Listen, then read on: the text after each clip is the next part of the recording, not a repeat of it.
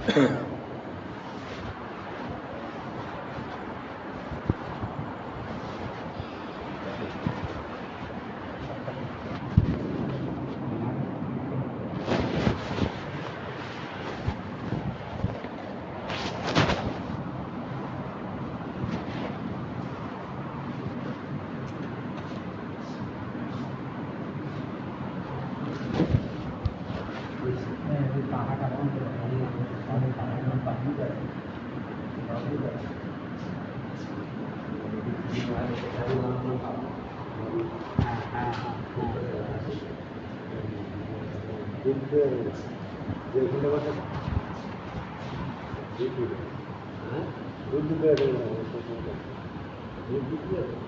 दुकान दूध देয় गाय दूध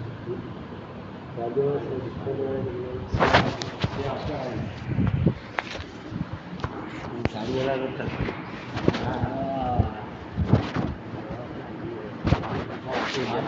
ফোন নাম্বার দিয়েছিলেন বলেছিলাম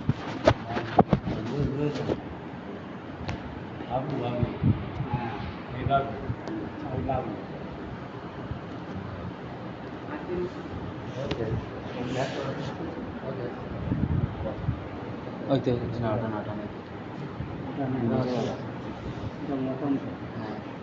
ওর মতো দেখতে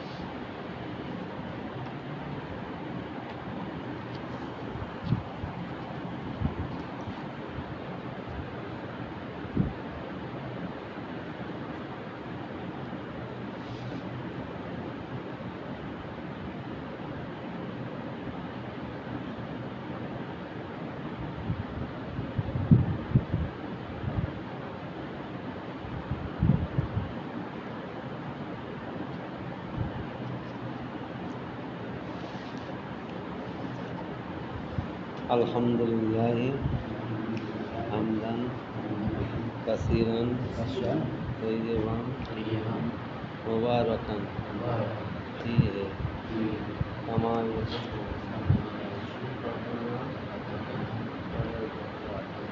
রব্বি ইশরাহ লি সাদরি ওয়ায়াসসির লি আমরি ওয়াহলুল উকদাতাম মিন লিসানি ইয়াফকাহু কওলি। নামাজি কুলির কেচ্ছা। কথিত আছে যে কুফানগরে একজন জনপ্রিয় বিশ্বাসী কুলি ছিল। বিশ্বস্ততার কারণে ব্যবসায়ীরা তার মারফত মাল আজবাব এক শহর হইতে অন্য শহরে প্রেরণ করিত। একবার সেই কুলি কোথাও সফরে যাইতেছিল, প্রতিমধ্যে একজন লোকের সহিত তার সাক্ষাৎ হইল। লোকটি কুলির নিকট তার গন্তব্যস্থান জানিয়া বলিল, আমি সেই শহরে যাই, তবে পায়ে হাঁটিয়া চলা আমার পক্ষে একটু অসম্ভব। আপনি দয়া করিয়া যদি আমাকে আপনার খচ্চরের উপর সওয়ার করিয়া লন, তা হইলে কেয়ারা স্বরূপ আমি একটা স্বর্ণমুদ্রা দান করিব। বেচারা সম্মত হইয়া তাহাকে খচ্চরে উঠাইয়া রইল। পথে একটি দ্বিমুখী রাস্তার মোড়ে পৌঁছাইয়া আরোহী কুলি জিজ্ঞাসা করিল, ভাই, কোন পথে যাইবে? কুলির পরিচিত পথের কথা জানাইল। সে বলিল, অল্প সময়ে যাইতে হইলে অন্য পথে চলুন। তদুপরি খচ্চরের জন্য ওই পথে ঘাসেরও ব্যবস্থা রইল। ফলে কুলি বেচারা সেই অপরিচিত পথে যাইতে সম্মত হইল। কিছু পথ অতিক্রম করার পর দেখা গেল সেই পথটি একটি ভয়ঙ্কর জঙ্গলের মাথা শেষ হইয়া গেল। কুলি আরও দেখিতে পাইল সেখানে অনেকগুলি মৃতদেহ পড়িয়া রহিয়াছে। উক্ত স্থানে পৌঁছাইয়া মাত্রই আরোহী খচ্চর পৃষ্ঠ হইতে লাফাইয়া পড়িল, খঞ্জর বাহির করিয়া কুলিকে হত্যা করিতে উদ্যত হইল। অবস্থা বুঝিয়া কুলি বেচারা লোকটির নিকট জীবন ভিক্ষা চাইল। তার বিনিময়ে খচ্চর এবং সমস্ত ধন সম্পদ গ্রহণ করিতে বলিল। কিন্তু পাষাণ লোকটি তাহাতে কর্ণপাত না করিয়া বলিল, আমি কসম করিয়া বলিতেছি, প্রথমে তোমাকে হত্যা করিব, তারপর সব লুণ্ঠন করিব। কুলি নিরুপায় হইয়া সকাতারে বলিল, আমাকে শেষবারের মতো 2 রাকাত নামাজ পড়িতে দাও। দুষ্টু লোকটি তাকে সম্মত হইয়া বলিল, তাড়াতাড়ি পড়িয়া দাও, কিন্তু মনে রাখিও তাতে কোনো কাজ হইবে না। এই সব মৃত লাশ তাহাদের যাহারা জীবনের শেষ নামাজ পড়িয়াছিল। কিন্তু নামাজ তাহাদিগকে আমার হাত হইতে রক্ষা করিতে পারে নাই। কুলি বেচারা নামাজ শুরু করিল, কিন্তু কোনো আয়াত তার মনে আসিতেছিল না। ওদিকে সেই দস্যু তাড়াতাড়ি নামাজ শেষ করার জন্য তাকিদ করিতেছিল। এই চরম সংকটময় মুহূর্তে হঠাৎ তার জবান হইতে এই আয়াত উচ্চারিত হইল, আম্মা ইজিবুল মুত্তাররা ইদা দাওয়া ওয়াকশিফুস সুআ। কুলি ক্রন্দন করিতে করিতে এই আয়াত শরীফ পাঠ করিতে লাগিল। হঠাৎ সেখানে উজ্জ্বল লৌহ ও শিরস্থান পরিহিত একজন আরোহীর আবির্ভাব হইল। আরোহীটি বল্লামের সাহায্যে সেই কুখ্যাত জালেমকে হত্যা করিয়া দিল। সেই জালেমের মৃতদেহ সেখানে লুটাইয়া পড়িল। সেখানে দাউ দাউ করিয়া আগুন জ্বলিয়া উঠিল। নামাজরত কুলি তখন বেইখতিয়ার হইয়া সেজদায় পড়িল, আল্লাহ শুকরিয়া আদায় করিল, অথবা দৌড়াইয়া গিয়া আরোহীকে জিজ্ঞাসা করিল, দয়া করিয়া বলুন আপনি কে, কেমন করিয়া আসিলেন? তিনি বলিলেন, আমি আম্মা ইজিবুল মুত্তাররা এর গোলাম। এখন তুমি নিরাপদে যথা ইচ্ছা যাইতে পারো। এই বলিয়া তিনি চলিয়া গেলেন। প্রকৃতপক্ষে নামাজ এমন একটি দৌলত, যার দ্বারা আল্লাহ সন্তুষ্টি লাভ ছাড়া পার্থিব অনেক মুসিবত হইতে উহা মানুষকে রক্ষা করে। তদুপরি মনের শান্তি অনিবার্য হইয়াই থাকে। এমনি সিরিন বলেন, আমাকে যদি 2 রাকাত নামাজ পড়া, বেহেশতে গমন করা, এই দুইয়ের যে কোনো একটা গ্রহণ করার অধিকার দেওয়া হইত, তবে আমি নামাজই গ্রহণ করিতাম। কারণ বেহেশতে গমন ফরমাইয়াছে, বেহেশতে গমন আমার সন্তুষ্টির জন্য, নামাজ পড়া আমার মনিবের সন্তুষ্টির জন্য। হুজুর সাল্লাল্লাহু ফরমাইয়াছেন, ঈর্ষার পাত্র ওই মুসলমান যার পারিবারিক জীবন খুবই হালকা, জীবিকার ব্যবস্থা করিয়া থাকে, আল্লাহর ইবাদতে বেশি বেশি মনোযোগী ও লোকের নিকট তেমন পরিচিত নয়, আর বেশি ক্রন্দনকারী নয়। একটি হাদিসে বর্ণিত আছে, আপন ঘরে নফল নামাজ বেশি বেশি করিয়া পড়িবে, যার ফলে ঘরে যথেষ্ট বরকত আসিয়া যাইবে। তাহলে বুঝতে পেরেছেন ভাই? আপনারা অনেকে লেটে এসছেন। একজন কুলি মানে ব্যবসায়ী, যেমন এর ভাইজান ব্যবসায়ী, শহর থেকে মাল কিনে আনে গ্রামে বিক্রি করে, সে ব্যবসা করতে যাচ্ছিল, মাল কিনতে যাচ্ছিলেন। আর একজন খচ্চর, যেমন এখন যানবাহন গাড়ি ঘোড়া বিভিন্ন যায়, একজন তৎকালীন খচ্চরের পিঠে যায়। কলকাতা সব বাইক নিয়ে দাঁড়িয়ে আছে, অনলাইনে বুক করলে সঙ্গে সঙ্গে আপনি নিয়ে যাবেন, জানেন তো নাকি? হ্যাঁ, সঙ্গে সঙ্গে তুমি মোবাইলে অনলাইনে বুক করে তোমার যে বাইক নিয়ে চলে যাবে, তুমি যেখানে যাই চলে যাবে। তো সেই কুলি মানে ওকে খচ্চর নিয়ে লোক দাঁড়িয়ে আছে, সে দস্যু, তাকে বললেন যে ভাই আমাকে নিয়ে চলো। বলছে কোন পথে যাবে?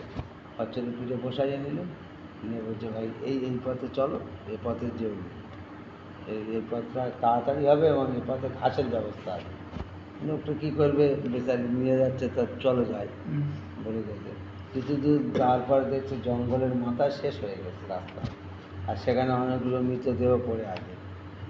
আর কুলি বেচারি তাড়াতাড়ি সে খচ্চর থেকে লাভ মেরে পরিবর্তে খঞ্জর বাজ করে দেয়, ফাঁড়া বাজ করে কুলিকে 2 টুকরো করে দেয়, আর সব মাল নিয়ে গেল। তা কুলি বলছে, ভাই আমার মাল গাদা সব তোমার দিয়ে দিচ্ছি, কিন্তু তুমি আমাকে ছেড়ে দাও। ও বলছে, না ছাড়া যাবে না, প্রথম তোমাকে হত্যা করবো, তার সব মাল নিয়ে নেবো। বেচারি মুসলমান ছিল, দিনদার ছিল, বললো ভাই তাহলে ঠিক আছে, 2 রাকাত নামাজ আমার পড়তে দাও, তারপরে আমি তোমার কাছ থেকে তুমি যা নেবে, যা পারবো করবো। নামাজ তার কাছে কত দাম ছিল। হ্যাঁ, সে 2 রাকাত নামাজ পড়ার জন্য ইজাজত দিলেন, বললো পড়ো, তবে তোমার মতন অনেক লোক এরকম নামাজ পড়েছিল, কেউ আমার হাত থেকে তার নামাজ রক্ষা করতে পারেনি। কুলি আবার 2 রাকাত নামাজে দাঁড়িয়েছে। দাঁড়ানোর পরে হলো কোরআনের কোনো আয়াত মনে আসছে না। এই মুহূর্তে মনে আসে, শেষ সময় এমন তো অবস্থায় একটা আয়াত মনে আসলো, আয়াতটাও পাঠ করতে লাগলো। আয়াতটা কি, আম্মা ইজিবুল মুত্তাররা ইযা দাওয়া ওয়া ইয়াকশিফুস সুআ। যার অর্থ হচ্ছে এমনই যে বিপদমুখী হয়ে তাকে ডাকলে কে তার ডাকে সাড়া দেয়। যে মানুষটা বিপদমুখী হয় আর বিপন্ন অবস্থা হয়ে যদি সেই মাবুদকে ডাকে, আম্মা ইজিবুল মুত্তাররা ইযা দাওয়া, তোমরা যখন বিপদে ডাকো, তোমাদের ডাকের আর্তনাদের সাড়া কে দেয়? মুত্তাররা ইযা দাওয়া, আমি তো সাড়া দিই, আর কে সাড়া দেয়? এটা কোরআনের একটা আয়াত। সঙ্গে সঙ্গে ওর এই আয়াতটা মনে আসলো। আর ও বারবার পড়তে লাগলো। আর সেই সময় একজন আরোহী সেখানে আবির্ভূত হলেন আর কুলিকে হত্যা করলেন। হত্যা করে দেওয়ার সঙ্গে সঙ্গে ঝটপট করছে, দাউ দাউ করে আগুন জ্বলে উঠেছে। আর ও চলে যাচ্ছে, এ তখন নামাজ বেইখতিয়ারে মানে তাড়াতাড়ি পড়ে শেষ করে দিয়ে বলছে, দয়া করে বলুন আপনি কে, কোত্থেকে এসছেন আমাকে এই বিপদ থেকে মুক্ত করার জন্য। বলছেন, আপনি যে আয়াত পড়েছেন আম্মা ইজিবুল মুত্তারা ইজা দাওয়া, আমি তার গোলাম। এতে তুমি চলে যাও, প্রত্যেক কোরআনের আয়াতের মুয়াক্কেল আছে, ফেরস্তা, ওই গোলাম ফেরস্তা হবে। তুমি যখন বেশি বেশি পাঠ করবে তখন ও ও ও তোমার কাছে এসে তুমি যা চাইবে তা তোমার পূরণ করবে। সুবহানাল্লাহ। তুমি যখন বিপদে পড়বে, যখন কোনো দরকারে পড়বে, ও তখন তোমার কাছে এসে তোমার সেটা পূরণ করে দেবে।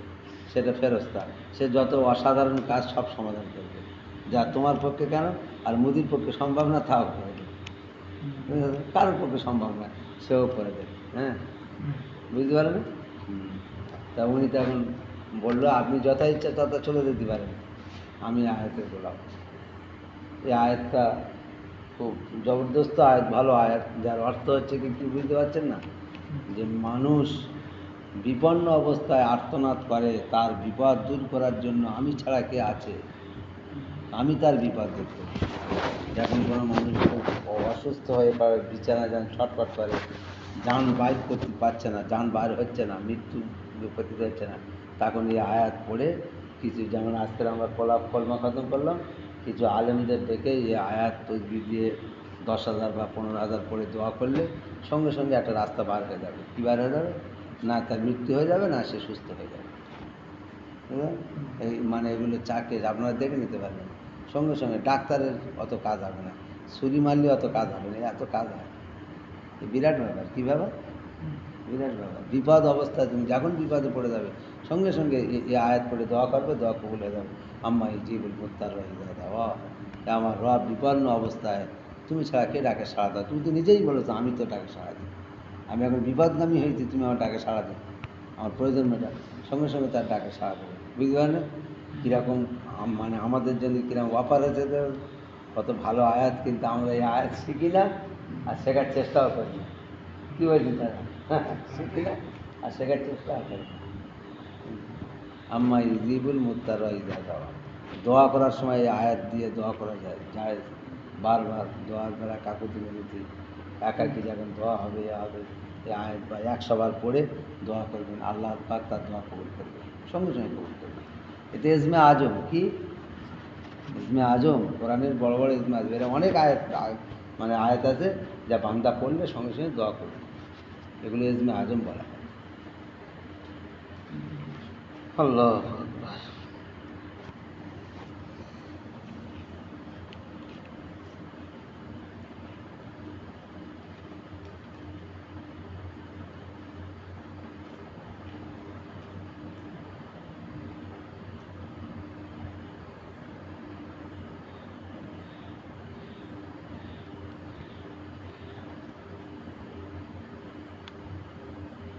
কিয়ামতের দিন কাফেরদিগকে লক্ষ্য করিয়া বলা হইবে, তোমাদের কি স্মরণ নাই যে নিশ্চয়ই আমার বান্দাদের মধ্যে এমন একটি দল ছিল যাহারা আমার দরবারে এই বলিয়া প্রার্থনা করিত যে, হে আমাদের প্রতিপালক, আমরা আপনার উপর ঈমান আনিয়াছি, সুতরাং আপনি আমাদিগকে ক্ষমা করুন, আমাদের প্রতি মেহেরবানি করুন, যেহেতু আপনি সর্বশ্রেষ্ঠ দয়ালু। তখন তোমরা কাফেরগণ তাহাদের প্রতি নানা প্রকার ঠাট্টা বিদ্রোহ করিতে, এমনকি সেই অসাধারণ সেই সেই অসাধাচরণ তোমাদিগকে আমার জিকির হইতে বিরত রাখিয়াছিল, আর তোমরা তাহাদের সহিত হাসি তামাশা করিতে। আমি আজ তাহাদের সবর ধৈর্যের বিনিময়ে প্রদান করিয়াছি, সুতরাং তাহারাই কামিয়াবি হইয়া গেল। রিজালুল্লাহ তুলহিকুম তিজারাতুন ওয়ালা বাইউন আন যিকরিল্লাহ, যারা জিকির করেছেন, হে ইমানদারগণ, ইহাই একটি পরিচয় যে তাহাদিগকে ব্যবসা বাণিজ্য আল্লাহ জিকির হইতে বিরত রাখিতে পারিত না। ওয়ালা যিকরিল্লাহি আকবার, নিশ্চয়ই আল্লাহ জিকির সর্বশ্রেষ্ঠ সম্পদ। সাথেদান কী বললেন? এই যে ব্যবসা করেন তো ব্যবসায়ীদের বিরাট অফার, বিরাট অফার, মানে সে বলা যাবে না। আমি নামাজ পড়তে আসবো, আমি তো মসজিদে শুয়ে যদি নামাজ পড়ো, আমার যদি সহজ, আর তো নামাজ পড়ার চাকরি করছি শিখেছি, এই সব কত হবে? আর তুমি যে ব্যবসা করছো তোমার জন্য মানে বেশি সব, অনেক বেশি সব হবে। আর ওই ব্যক্তি কামিয়াবি, এর আল্লাহ নিজে ওই রিজালুল্লাহ তুলহিহুম তিজারাতুন বাইউন, যে ব্যবসা বাণিজ্য ক্রয় বিক্রয়ের সময় আল্লাহর জিকির থেকে তাকে গাফেল করে রাখবে না। একদল বান্দা আছে যারা ব্যবসা বাণিজ্য ক্রয় বিক্রয় আল্লাহর জিকির থেকে তাদের গাফেল করে রাখবে, ব্যবসা টাইম হয়ে যাবে ঝাঁপ ফেলে দেবে। আপনি আমার সঙ্গে যাবেন, আমাদের বাড়ি থেকে 2 দিন থাকবেন, ব্যবসায়ীরা কিরম কিরম ব্যবসা করছে, কিরম ঝাঁপ ফেলে দিচ্ছে, গাট গাট করে তোমার ছেলেও কোনো অবস্থায় জামাতে নামাজ পড়তে পারে না, অথচ তকবিরে উলার সঙ্গে যদি এক ওয়াক্ত নামাজ পড়ে, এই এশারের নামাজ হবে, যদি কেউ তকবিরে উলা ধরে, দুনিয়া এবং দুনিয়ার মধ্যে যা আছে তার থেকে উত্তম নিয়ামত দেওয়া, শুধু তকবিরে উলা। নামাজের এখন বাকি অংশ সব বাদ, শুধু তকবিরে উলা। ইমাম আল্লাহু আকবার বলে নিয়ত করেছে, কেরাত শুরু করার আগে, আলহামদ পড়ার আগে ও খালি আল্লাহু আকবার বলে পেছনে নিয়ত করেছে। ওই নিয়তটা করার, শুধু এই যে আগে নিয়তটা বাঁধা, এই এত্রকার ওয়াপার গোটা দুনিয়ার যা আছে আর এর মধ্যে যা আছে এ সবের থেকে মূল্যবান জিনিস তাকে দেওয়া হবে। আমার কাছে কর্তা দেবে রে, কর্তা দেবে রে, কর্তা দেবে, দেখবে সে দেওয়ার কথা শুনিয়ে মাথা খারাপ করে। হ্যাঁ, মাথা খারাপ হয়ে যাবে, মাথা তুমি ঠিক থাকবে, ঠিক থাকার কোনো খবর নেই। এত দেবে জানলে তাহলে আপনি ভাবতে পারবেন, আপনি ভাবতে পারবেন না আল্লাহ, আপনি কোনটা শুনে মাথা খারাপ তো হবেনি। সে বললে মানে একজন বলছে কি না, বলছে তুই যদি আমার বুঝতে পারে আমার বউটা তোর দিয়ে দেবো, আর বউটা তখন বলছে হাগো তুমি আমার দিয়ে দেবে, তুমি এরকম কথা বলছো। বলছে আরে পাগলি, আমি যদি বুঝি তো তবে তো। তুমি যদি বোঝো তা মাথা খারাপ হবে, তুমি বুঝবে না আর মাথা খারাপ হবে। কুল হুয়াল্লাহু আহাদ, বলো তোমার আল্লাহ এক, আল্লাহুস সামাদ, সব কিছু তার মুখাপেক্ষী, তিনি কারণ নয়। ওয়ালাম ইউলাদ ওয়ালাম ইয়াকুল লাহু কুফুয়ান আহাদ, ওয়ালাম ইউলাদ লাম ইয়ালিদ ওয়ালাম ইউলাদ। তোমার রব কাউকে জন্ম দেয়নি, আর তিনি কেউ তাকে জন্ম দেননি। এখন রবকে কেউ জন্ম দেয়নি, শুনিয়ে মাথা খারাপ হয়ে যাবে, চিন্তার ব্যাপার নয়। কিন্তু আল্লাহ বলেছে আমার সত্তার চিন্তা করো না, তোমার জন্য হারাম করে দিলাম। আমার সত্তার ওই চিন্তা করো না যে তুমি যদি মনে করো যে আল্লাহ সৃষ্টি করেছে কে। আল্লাহ বলছে আমার কেউ সৃষ্টি করেনি, আমার কেউ জন্ম দেয়নি, আর আমি কোনোদিন হইনি। এই হইনে শব্দ আমার কাছে অচল, হইনে শব্দ আর অমুক তারিখটা আমি হয়েছি বা ছিলাম, মানে এরম কোনো বাক্য নেই, মানে এরম কোনো শব্দ নেই। ওগুলা দোয়া করতে করতে কী বলছেন, খেয়াল করেছেন কি, লক্ষ্য করে দেন? এ আল্লাহ তুমি এত বড়, এত উঁচু, এত উচ্চতা, তোমার উচ্চতার ওপরে আর কিছু নাই, তার উপরে দাগ কাটা যায় না। তোমার উচ্চতার উপরে, আল্লাহর উচ্চতার মাথায় কেউ দাগ কাটতে পারে না। তোমাকে যদি বলা যায় একটা খড়ি দিচ্ছি, সকল আর উঁচু যে হবে ওর শেষে একটা দাগ কেটে দিও, বুঝতে পারে কথাটা? তা আমি আল্লাহ কি বললাম, এ আল্লাহ তুমি যা এত উঁচু, এত উচ্চতা, তোমার উপরে কারো দাগ কাটার ক্ষমতা নাই, বুঝতে পারে না, ক্ষমতা নাই। তলনির নিচে গেলে তার নিচেও দাগ কাটার ক্ষমতা নাই, যে আল্লাহর তলনি যেখানে শেষ হবে ওইখানে দাগ দে, বুঝতে পারে না? এ কথা বুঝতে পারি, এটা তো মাথা খারাপ কথা, কিন্তু পারবো না, পাবি না তো, তাহলে বুঝতে পারি তোর দিয়ে দেবো বলে, বুঝি তো তবে তো পাগলি, তুই তো সেটা বুঝতেই পারছ না। আবার আল্লাহ তোমার সামনে আর সামনে কিছু নাই, ওর ওপরে দাগ কাটার কিছু নাই, বামেও পিছনে, ডাইনেও বামে কোথাও দাগ কাটা যায় না। আল্লাহ ইয়ার আল্লাহ, আল্লাহ আল্লাহ। কথাটা কি কথা হয়েছে এটা বুঝতে পারেনি। হ্যাঁ, এই কথা ঢোক মারলি বিরাট ব্যাপার, ঢোক মারতে পারলি ঘুম চলে যাবে। এ কথায় এর ভাঙতে হবে, এর বুঝতে হবে, এর জানতে হবে। তাই ওয়ালাম ইউলাদ ওয়ালাম ইয়াকুল লাহু কুফুয়ান আহাদ।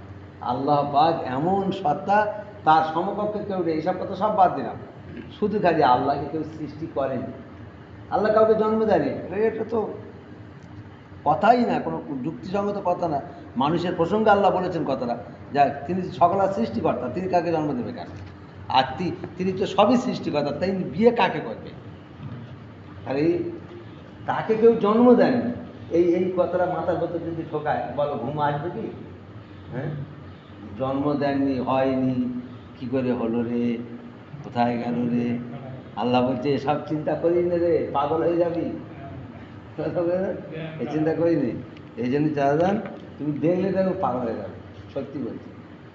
আমার একটা চাচার কথা বলছে, তার একটা দোকান আছে এই মসজিদ, এই আর ওই তোমাদের রাস্তার কোন ওখানটা তার দোকান।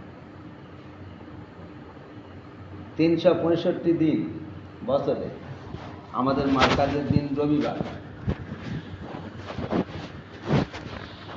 ভাই ওকে থেকে একটু সে বসো না, নাকি বাড়িতে লোক কোনো আছে? বসো। 365 দিন আমাদের ওখানে রবিবার, কোনো রবিবার মার্কাজে তার বাদ নেই, পুরো এলানটা মানে ওরই দায়িত্ব, অথচ দোকানদারি করে, কোনো রবিবার তার মার্কাজে বাদ নেই।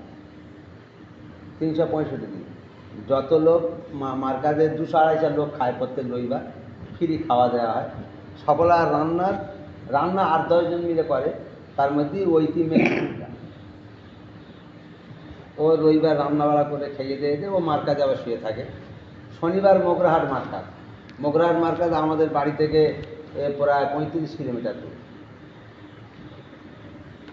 ওই 35 কিলোমিটার মার্কাজে প্রত্যেক শনিবার মার্কাজে গিয়ে ওখানে রাত্রে থাকবে, সকালে উঠে আবার বাড়ি চলে আসবে।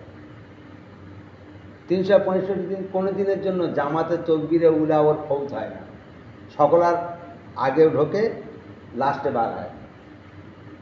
আর ও দোকানদারি করে, দোকানে রুগী লোক কাস্টমার বসে থাকবে, আর ফুঁক দেয়, বুঝতে পারছো, তেল পানি পরে ফুঁক দেয়, মেয়ের মধ্যে সব বসে থাকবে, ও সারাদিন বসে থাকবে, ও কিন্তু যাবে না। ওর মসজিদের কাজ শেষ হয়ে যাবে, এই মাসওয়ারা হবে, তালিম হবে, মানে আমাদের এখানে 5 ওয়াক্ত নামাজের পরে মেন্যতা, এই যে পাড়ায় যে লোকের ডাকাডাকি 5 ওয়াক্ত নামাজের পরে কত হয়? 5 ওয়াক্ত। তাহলে 5 ওয়াক্ত ডাকাডাকি হবে, মাসওয়ারা হবে, সব ডাকাডাকি করবে, তালিম হবে, ইস্তেকবালে একজন থাকবে, গাছতে 3 জন যাবে, বুঝতে পারছো, মানে একজন তালিম করবে, 2-4 জন শুনবে, সমস্ত কাজ সারা হয়ে গেলে তবে যাবে। এর ভেতর কেউ যদি সদ্য হয় যে আমার সাবেকেটে যায়, ওষুধ দিবি আর ফুঁক দিবি আর, ও গাছ গাড়া ওষুধ দেয়, হ্যাঁ, আর দোকানদারি করে। এবারে ওই দোকান বন্ধ করে দিয়ে সব ছেলেদের চলে যাবে, গিয়ে দেখবে 20 জন লোক বসে আছে, পাশে সব দোকানদার হাটে বসে আছে, ও আর ছেঁড়াছেড়ি করে ওরা মাল দেবে, আর কোনো মাল গুছোয় না, বুঝেছো। ওই যা মাল আনে ওই জেকেঙ্গা মাল উনি ছুঁয়ে দেয়, বইমে রাখবে কত, আর কী করে কারণ ও মাল জেকেঙ্গা মাল ওখান থেকে উনি দিয়ে দেয়, ও বইমে রাখতে পারে না, রাখার সময় পায় না, তখন বয়ে রাখবে, ও বইমে রাখবে। হ্যাঁ, গিয়ে দেখ মামতা রুলামি, গিয়ে দেখবে কীরকম দোকানদারি হয়, আর কীরকম ব্যবসাটা, আর কীরকমভাবে ব্যবসা করে, আর কীরকম পাঁচটা করে। আর তার যদি নামাজ পড়ে, এশরাক পড়ে, চাস্ত পড়ে, আবাবিল পড়ে, সব পড়বে। দোকানে যদি নামাজের আজান হবে তার 5 মিনিটের মধ্যেই ও দোকান বন্ধ করে দেবে। এবার যদি কেউ যদি খুন হয় যে এখন 20 মিনিট বাকি আছে, তুই আমার একটা মাল দা, ও দেবি বলে ঠেলে ফেলতে, সোজা নামাজ পড়ে আসবো, বসিস বয় না চলবে। এই দোকান তোমার থাকবে, আমি তোমার সেদিন কি বললাম যে ভাই এই দোকান তোমার বাপের ছিল, তোমার আছে, পরবর্তী তোমার ছেলের আসবে, তাহলে তো তুমি তো মুসাফির, দোকানদার না, মুসাফির খানা, বুঝতে পারেন। হ্যাঁ, ইব্রাহিম আদম রহমতুল্লাহ ইব্রাহিম আদম মুলকের বাদশা ছিলেন, ইরাকের বাদশা ছিলেন। উনি হচ্ছে গিয়ে বড় আল্লাহওয়ালা বুজুর্গ মানুষ, ওটা হুজুর পাক সাল্লাল্লাহু আলাইহি ওয়াসাল্লামের ওয়ারিস হিসাবে বংশধারের মধ্যে পড়ে, উনি এরকম কেতাবে পাওয়া গেছে। তো ইব্রাহিম আদম রহমতুল্লাহ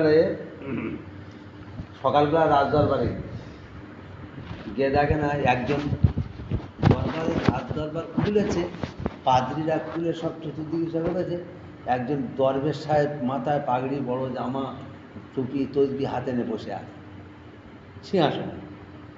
ওকে বলছে, সালাম টালাম দিল, দিয়ে বলছে ভাই আপনি কে এখানে বসে আছেন? বলছে তুমি কে? সে বলছে তুমি কে? এ বাচ্চা গেছে, বলছে তুমি কে? বলছে আরে আমি তো এখানকার বাচ্চা, এই সিংহাসন তো আমার। তো বলছে আপনার আগে কার ছিল? বলছে আমার বাপের ছিল। যে বলুন আমি আপনাকে বললাম ওইরকম করে আমার বাপের ছিল। তার আগে কার ছিল? আমার দাদুর ছিল। বলছি এ তুমি রয়েছে, তোমার পরে কার থাকবে? বলছে আমার ছেলে থাকবে। বলছে তার যে তুমি তো মুসাফির। বলি মাত্র লোকটা উদাও হয়ে গেছে। কী হয়ে গেল?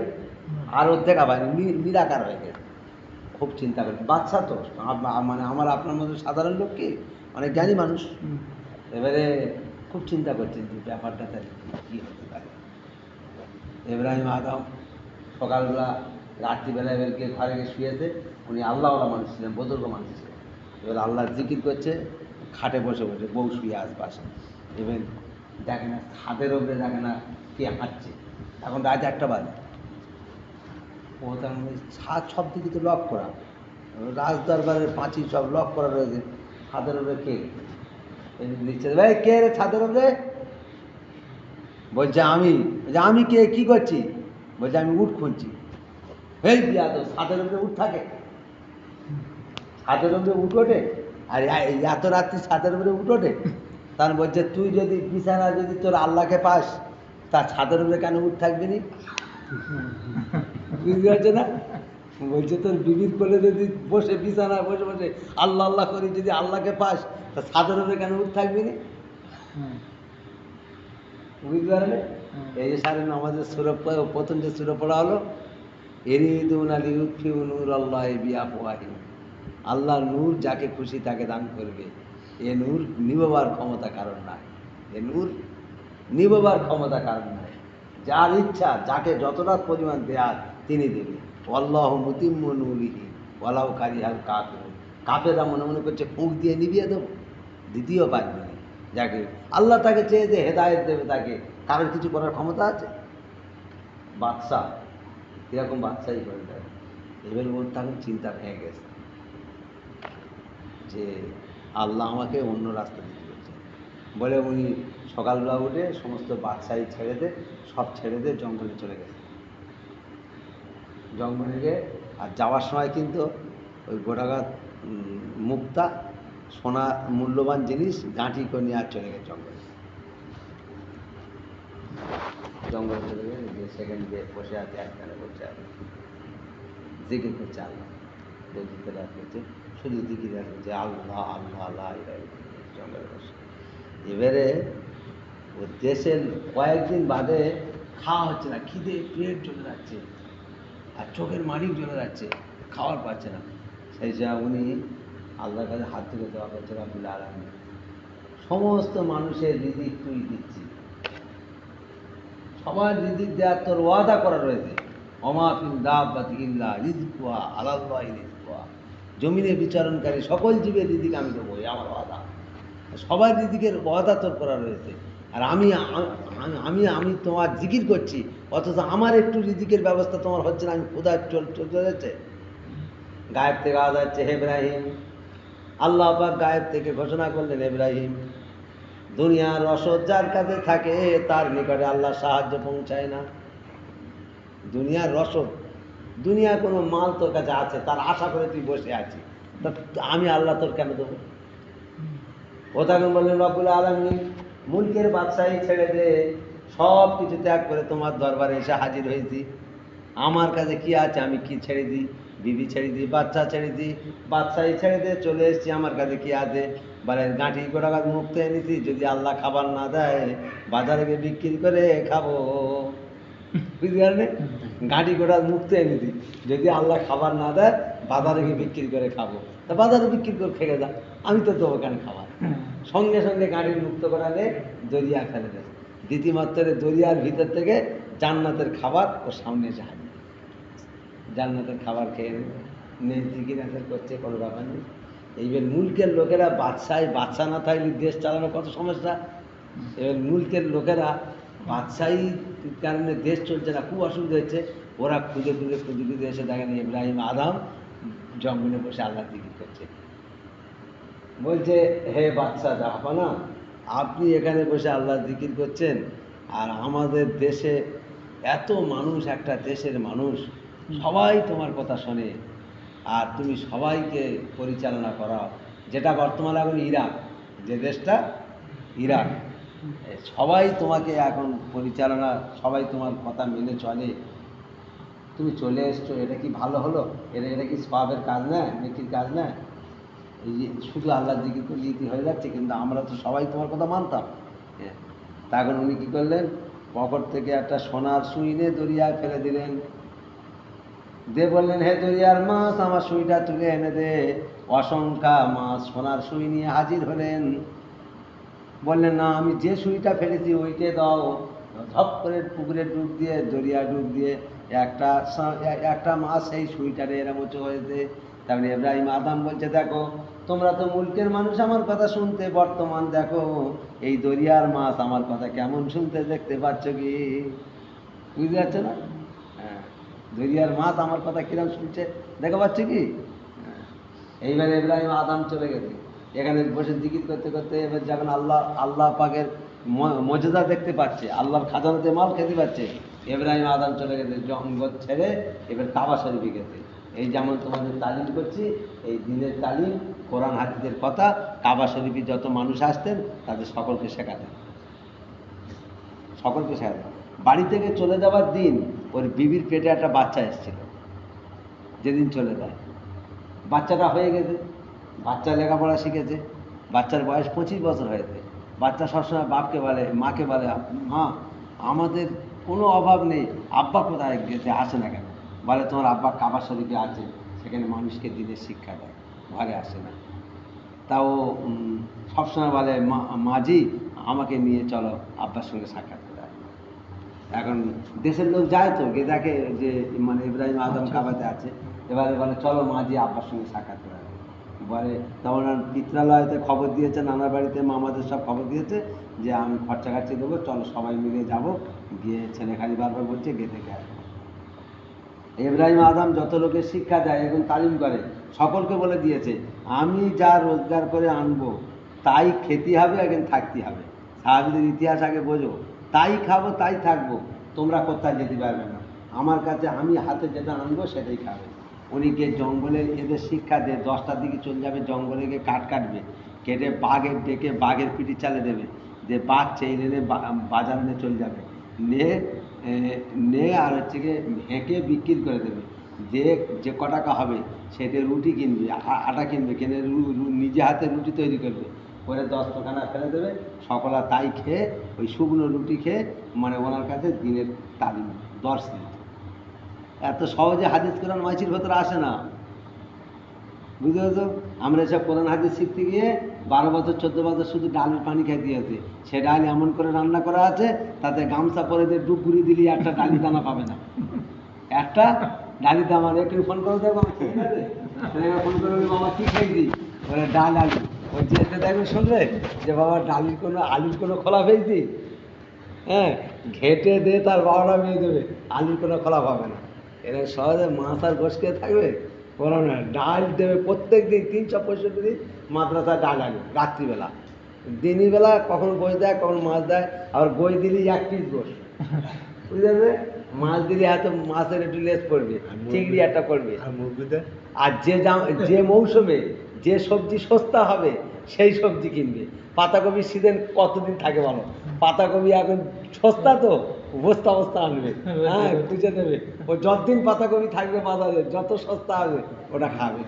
বেগুন সস্তা, এখন বেগুন খাবে, প্রত্যেক দিন বেগুন, রোজ বেগুন, রোজ পাতাকপি, আর ডালির পানি রোজ। হ্যাঁ, ডালি তুমি গামছা পরে লাভবে, ওতে যদি একটা ডাল বা পাত হবে, যদি তোমার ডালির পায়ে যদি 1 ফোঁটা যদি ডাল থাকে, তোমার কান খাবে, বুঝতে পারলেন? তাই এবার ওই ইব্রাহিম আদম ওই রুটি দেবে, 10 টাকা দেবে, ওই খেয়ে থাকবে সকালে। ছেলে গিয়েছে, সে ঘটনা মানে সঙ্গে চলে যাচ্ছে, ছেলে কালকের হবে ইচ্ছা না, না আবার পরে হবে শুনি না সে ছেলে বাপের সঙ্গে সাক্ষাৎ হয়েছে, সঙ্গে সঙ্গে ছেলের মানে মানে মানে মানে মানে ইন্তেকাল করে, সঙ্গে সঙ্গে মারা গেছে। এটা হচ্ছে আল্লাহ পাকের আজমত, আল্লাহ মানুষকে বোঝাচ্ছেন। ইব্রাহিম আদম সবসময় সাথীদের বলতেন যে বাবা দাড়িবিহীন যুবকের দিকে কখনো তাকাবে না, তোমার আল্লাহর নূর নষ্ট হয়ে যাবে তোমার কাছ থেকে। যে যুবকের মুখে দাড়ি নেই ওর দিকে কখনো তাকাবে না, আর মহিলার দিকে কখনো দৃষ্টিপাত দিয়ে তাকাবে না, তাহলে আল্লাহর নূর থেকে তুমি বঞ্চিত হয়ে যাবে। সবসময় বলতেন, সাথীদের বলতেন, সে কাবা শরীফের সাথী, এক একজন সাথী নাকি, হাজার হাজার লোক বসে থাকতো, তালিম দিত, দশ দিত। তো ওনার বিবি আর ছেলে আর শালারা সকলা মিলে কাবা চাতান থেকে উঠছে। তা বিবির তো উনি চেনে চেনে নাকি, আর ওনার কাস্প আছে তো, আল্লাহ পাকের কাস্প খুলে দিয়েছে তো, ছেলেকেও বুঝতে পারছে। তো এরকম তালিম দিতে দিতে দেখেন অনেক দূর তো, কাবার সাথে লম্বা তো, ওই ওখান থেকে যখন উঠছে উনি চুপ করে তালিম বন্ধতে তাকিয়ে আছে, বিবি ছেলেকে হাত ধরে নিয়ে আসছে, তালিম বন্ধতে তাকিয়ে আছে। সবাই বলছে হুজুর আপনি তো বলেন দাড়িবিহীন যুবকের দিকে তাকাতে বারণ করেন, আর মহিলার দিকে তাকাতে বারণ করেন, একটা মহিলা আর যুবক আসছে আপনি তাকাচ্ছেন। উনি কারো কিছু বলছে না, কিন্তু দেখতে হচ্ছে আমার বিবি আসছে, কারো কিছু বলছে না, দু চোখ দিয়ে ঝরঝর করে পানি আসছে। তারপরে উনি উঠে গেল, গিয়ে বিবির সঙ্গে সালাম দিলেন, বাচ্চার সঙ্গে সালাম দিলেন, মোলাকাত করলেন, ছেলের নাম জিজ্ঞেস করলেন, ছেলে বলল, আর বিবিকে ছেলেকে বললো তুমি বাবা কোরআন তেলাওয়াত শিখেছো? বলছে হ্যাঁ আব্বা যে কোরআন তেলাওয়াত শিখেছে। বলছে, বলে কথা বলছে, বলতে বলতে সঙ্গে সঙ্গে গায়েব থেকে আওয়াজ আসলো, হে মিথ্যাবাদী, তোর সঙ্গে কি এই ওয়াদা ছিল? কি কি কি কি আওয়াজ আসছে? হে মিথ্যাবাদী, তোর সঙ্গে কি ওয়াদা ছিল?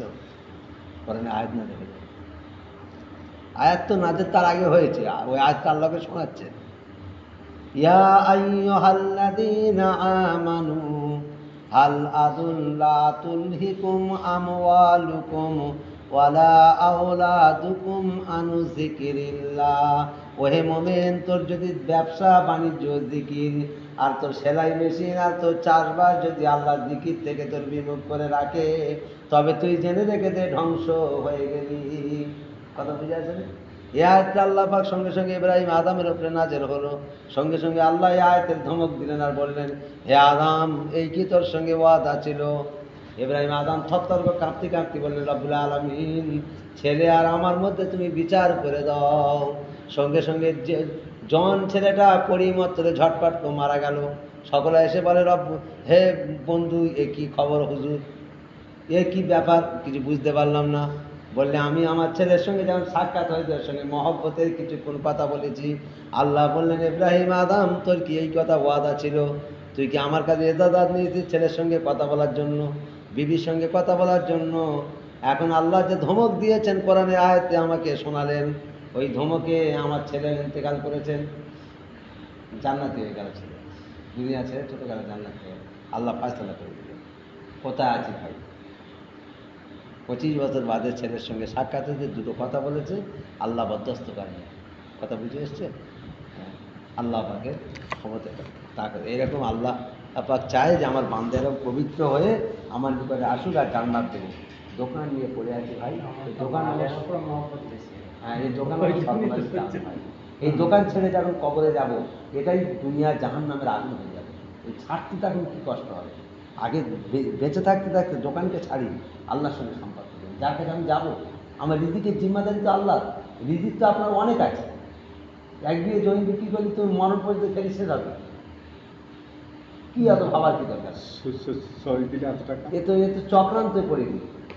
এক বিঘে জমি বিক্রি করলে মরণ পর্যন্ত খেলে শেষ হবে, কী দরকার আছে? যদি মনে করে আমি এক বিঘে আল্লাহ এত রিজিক দিয়েছে, তুমি মরণ পর্যন্ত খেলে তোমার শেষ হবে, এক বিঘে জমি বিক্রি করলে আমি মরণ পর্যন্ত খেয়ে যাবো। মানে আমার জীবনটা পার করবো তো, ছেলের জীবন তো ছেলেই দেখবে, ছেলের আল্লাহ তো আছে, আর ছেলের ভাগ্য তো আল্লাহই লিখবে, আর তার কি তকদির সে তো আল্লাহ জানে। আমি বাদশা কামায় মাল ওড়ায় ফৌজ, বাদশা কামায় মাল ওড়ায় ফৌজ। আমি আমার ছেলের যদি কামাবো, আর ওই রিজিকটা আল্লাহ লক্ষ্য দেবে, আর ওই আমার টাকাটা নিয়ে ও তাসের দোকানে বসে থাকবে। কার দোকানে বসে থাকবে? বুঝতে পারলে?